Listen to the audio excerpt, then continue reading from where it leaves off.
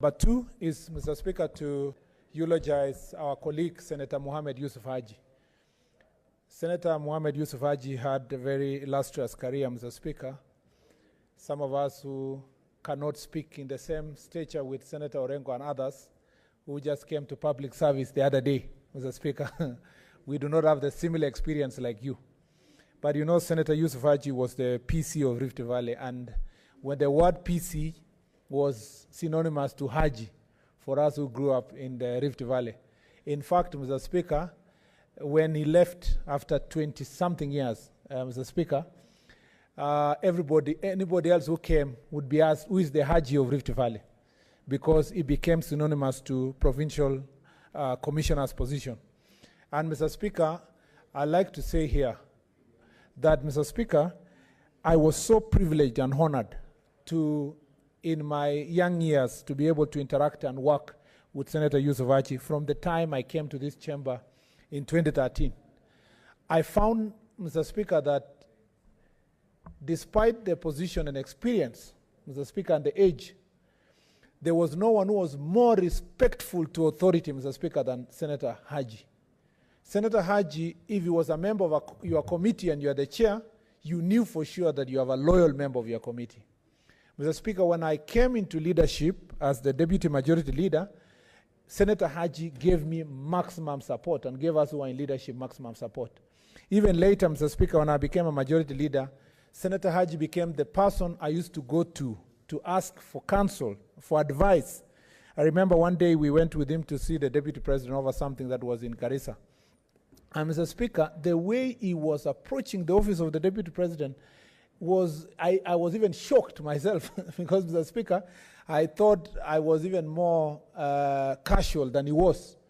He really respected authority. If something came from the president, Mr. Speaker, as it used to, most of the time, any communication I brought to this house that came from him, Senator Haji was a person who would not countermand. He would not even ask for me to get evidence whether the president wanted something to be done this way or the other. He was so loyal to authority, which was, Mr. Speaker, his strength, but at some point I even thought it was his weakness. Because, Mr. Speaker, Senator Haji, when, I give you an example. Senator Haji didn't want to serve as the chair of security. But the president had told me that there is no other person who will chair security. It must be Senator Haji. So I came here and I told Senator Haji, we are making you the chair of security committee. He told me, no, my son, I am now satisfied to serve. Let others serve. I have served long enough. Let me give an opportunity to other young people like yourself to serve. And I told him, call the president and tell him you are unwilling to serve, you know. Then he told me, if it came from the president, that's it. I'm going to take this responsibility. And he took it with a lot of humility. And I want to thank Senator Sakaja, who was his vice chair, because they worked seamlessly, Mr. Speaker, and Senator Sakaja took the responsibilities on his behalf, like Senator Fatuma Dulo did in the last term. And Mr. Speaker, something else I learned from him is that he was able to stand firm, like Senator Orengo said. And maybe the only time I saw him stand very firm, which I was saying, Mr. Speaker, here, his loyalty was also a weakness because it was very difficult for him to go against the government position.